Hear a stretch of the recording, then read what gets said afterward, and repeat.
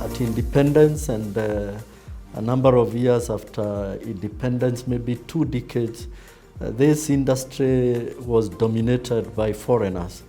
In keeping with the wider theme of Africanization and indigenization of commerce and industry, the 1980s was actually the decade of localization or indigenization, if you will.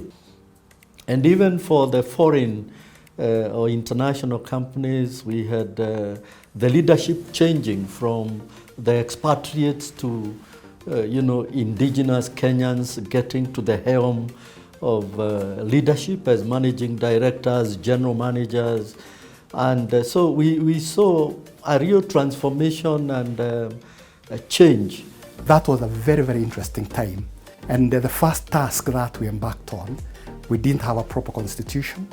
So I led a team that had to put the AKI constitution in place and very detailed rules and regulations for the association. With liberalization, we had to adopt a new way of doing things. And we realized very quickly that new opportunities were opening up in commerce and industry and in the wider economy. So that was then what informed the transformation of AKI into a more formidable lobby and advocacy group. And as we were carrying on with that, there was the onset of the bomb blast in 1988, and that was a really testing time for the insurance industry, and we lobbied hard. Fortunately, the government realized that insurance could not just be taken for granted to assume that everything that happened that could be seen to be insurable would be insured. And the compensation scheme that we came up with had to be done after a lot of dialogue took place. Then we had issues to do with the way the insurance industry was regulated. We had a Department of Insurance, which was in the Treasury.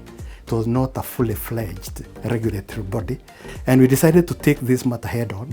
The advisory board then was wound up, and in its place, we transformed ourselves into a task force now to come up with the framework for a regulatory body, which now became the Insurance Regulatory Authority.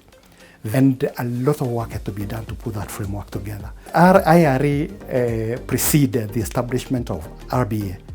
We were involved at the same time with lobbying government to establish a regulatory body for the pension sector. Then we had the other regulatory bodies other than RBA. We had the Capital Markets Authority. It was being established. We had lobbied quite hard for the Capital Markets Authority to be established because we realized we had a very narrow perspective in terms of how particular insurance funds and pension funds would be invested. So it was a very, very busy period for the period that was actively involved in the insurance industry. And looking back, one can look back at that with a lot of satisfaction.